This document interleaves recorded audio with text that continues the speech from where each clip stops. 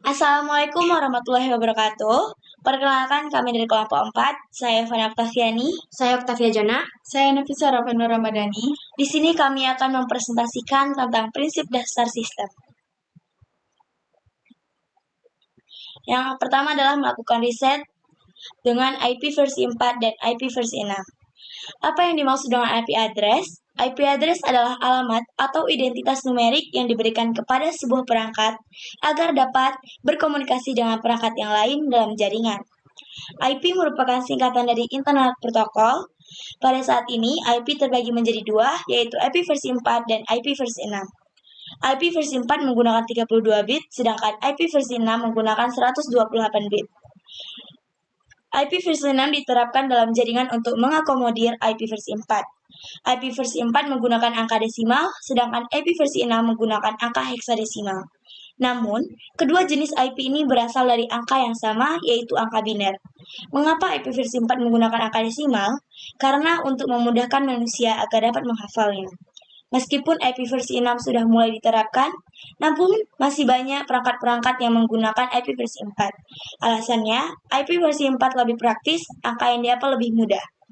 Alamat IP harus unik atau berbeda-beda dengan tujuan agar perangkat lain yang terhubung ke jaringan dapat bisa berkomunikasi dengan perangkat lainnya. IP juga terbagi menjadi beberapa, yaitu IP public, IP private, IP loopback, dan automatic private IP address. IP yang digunakan pada perangkat yang terhubung langsung ke internet IP ini biasanya digunakan oleh ISP atau penyedia jasa website seperti hosting atau yang lainnya. IP loopback yaitu IP yang digunakan oleh komputer itu sendiri atau perangkat itu. IP itu notasinya localhost. IP yang terbentuk sendiri atau terbentuk otomatis saat komputer kita tidak mendapatkan IP dari DHCP server didapatkan dari modem router ataupun server khusus yang menangani DHCP dengan sistem pengamatan seperti komputer atau perangkat kita seakan-akan memiliki alamat virtual dalam jaringan ini, menjadikan perangkat kita dapat tersambung ke internet dan dapat berkomunikasi dengan perangkat lain di seluruh dunia. Yang kedua adalah analisis atau keunggulan dan kekurangan dari IP versi 4 dan IP versi 6. Yang pertama ada keunggulan dari IP versi 4, yaitu ukuran paket pada link layer tidak ada batasannya dan harus dapat menyusun kembali pada paket yang berukuran sebesar 576 by root. Informasi yang dikelola tidak memerlukan keseluruhan 32 bit, tetapi hanya beberapa bagiannya saja, sehingga ukuran informasi yang disimpan di dalam router menjadi lebih kecil. Kekurangan dari IP versi 4 adalah harus dikonfigurasi secara manual atau dengan DHCP IP versi 4. Dukungan terhadap IPsec adalah bersifat opsional atau tidak wajib. Hanya memiliki kapasitas penyimpanan alamat sebanyak 4 miliar, tetapi nyatanya tidak mencapai 4 miliar karena terdapat beberapa pembatasan. Keunggulan dari IP versi 6 adalah lebih praktis, cepat, aman, hemat bandwidth, dan konfigurasi yang mudah. Kekurangan dari IP versi 6 adalah kompatibilitas yang masih rendah, transformasi yang lambat. Cara kerja dari IP versi 4 dan IP versi 6 adalah yang pertama, komputer terhubung ke router jaringan yang biasanya disediakan oleh penyedia layanan internet atau ISP. Kemudian, router akan berkomunikasi dengan server tempat website disimpan untuk mengakses file yang perlu dikirim kembali ke komputer. Komputer, router, dan server memiliki IP address tertentu yang bisa dikenali satu sama lain. Dengan alamat inilah, masing-masing perangkat bisa berkomunikasi, mengambil data, dan mengirimkannya. Yang kedua, ada materi tentang riset TCP/IP. TCP atau IP yang bisa disebut Transmission Control Protocol atau Internet Protocol adalah standar komunikasi data yang digunakan oleh komunitas internet dalam proses tukar-menukar data dari satu komputer ke komputer lain di jaringan internet dengan tujuan berbagai resource. Riset di sini bisa berupa data, bisa berupa sumber daya hardware. Misalkan kalau sumber data berarti kita bisa bertukar file, kalau data berubah kita bisa bertukar file, foto, video, gambar, dan sebagainya.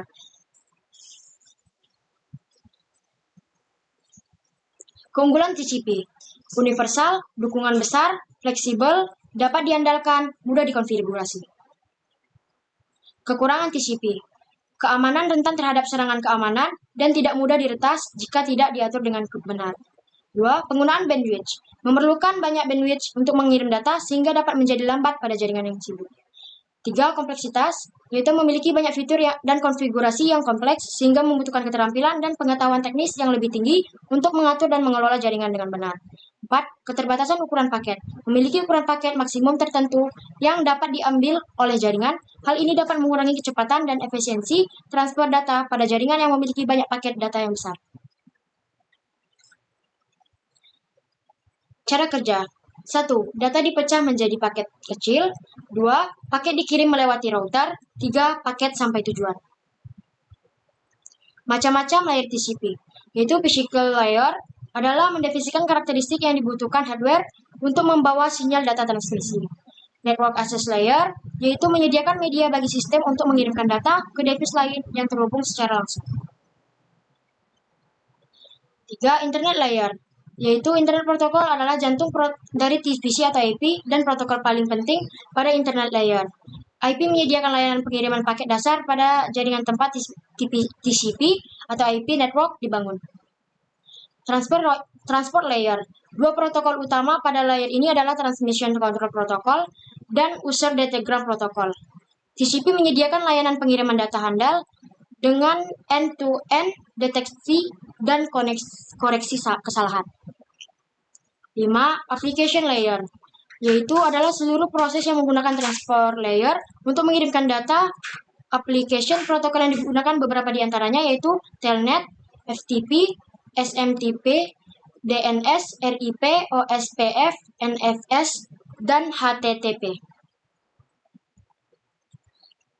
Selanjutnya, apa itu server?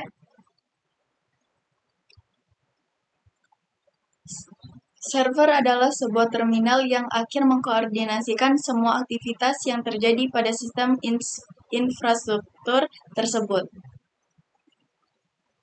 Tugas server. Server bertugas menangani penyimpanan, pengolahan, pendistribusian data secara terpusat, juga sebagai pusat aplikasi bersama share, serta pintu gerbang menuju gateway. Pengertian network. Jaringan atau network adalah kumpulan dua data atau lebih sistem komputer yang terhubung yang mana terdiri atas komputer dan perangkat jaringan. Contohnya kabel, switch, hub, dan router. Manfaat network. Manfaat network adalah kamu dengan mudah dapat berbagai pendapat kepada orang lain. Semakin sering kamu membangun networking, maka skill komunikasi kamu akan meningkat dari waktu ke waktu. Contoh server dan fungsi. Pertama, web server adalah server yang bertugas sebagai wadah atau didedikasikan pada sebuah konten tertentu. 2. Database server adalah server yang mengelola penyimpanan dan mendistribusikan berbagai data kompleks yang dihasilkan oleh sumber. 3. Application server merupakan server yang didedikasikan untuk menjalankan aplikasi pusat yang digunakan secara bersama-sama. Keempat, storage server merupakan server yang dirancang untuk menyimpan berbagai data dalam jumlah besar. Selanjutnya ada file server, merupakan server yang menyediakan berbagai file-file yang diperlukan oleh klien. Dan terakhir ada communication server, berfungsi sebagai koordinator sistem jaringan telekomunikasi. 2. Data analis network server. Kelebihan sistem networking server. Pertama, dapat menghubungkan dua perangkat dalam satu jaringan sehingga memudahkan komunikasi Anda dengan rekan kerja Anda. Kedua, akses dengan sistem networking ini lebih cepat karena data dilayani dari bagian kiri dan kanan server. Selanjutnya ada kekurangan network. Pertama, membuat sebuah jaringan komputer atau networking bisa menjadi suatu hal yang cukup menakutkan bagi sebagian orang sebab merencanakan dan membuat sebuah jaringan. Kedua, harus mempelajari berbagai perangkat keras dan perangkat lunak yang diperlukan oleh sebuah jaringan komputer. Ketiga, memahami bagaimana mengatur atau mengkonfigurasi berbagai perangkat. Dan yang terakhir, memikirkan aspek keamanannya. Selanjutnya, cara kerja networking service. Awalnya, proses dimulai ketika klien mengajukan permintaan kepada server. Permintaan tersebut bisa berupa permintaan akses ke file, data, aplikasi, atau layanan tertentu. Untuk berkomunikasi dengan klien, server menggunakan protokol komunikasi tertentu seperti HTTP untuk web server atau FTP untuk file server. Protokol tersebut dapat menetapkan aturan komunikasi antara server dan klien. Ketika klien memberi request, server akan menerima dan memprosesnya. Mungkin saja ini melibatkan pengambilan data dari penyimpanan lokal atau juga mengakses sumber daya lain yang diperlukan untuk memenuhi permintaan. Sekian presentasi dari kelompok kami. Wassalamualaikum warahmatullahi wabarakatuh.